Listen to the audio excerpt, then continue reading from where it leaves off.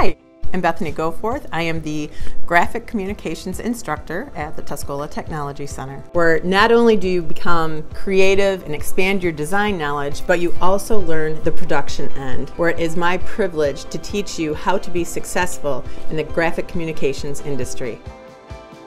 This program starts with design principles and elements in the Adobe Creative Suite, and we then take that into full production in our production lab.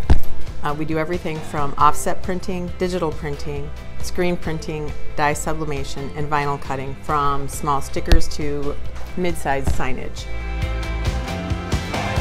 With my personal continued involvement in the field and in fine arts, I bring that into the classroom, where my students are very competitive in certifications, competitions.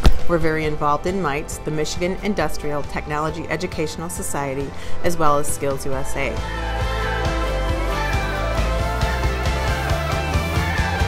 My name is Adam Habik. I'm from Cass City. This class teaches you a really nice work ethic and just how to stay focused, know what you have to do, and get it done, and how to get it done. I like this class because when we get here, we get straight to work and it's hands-on.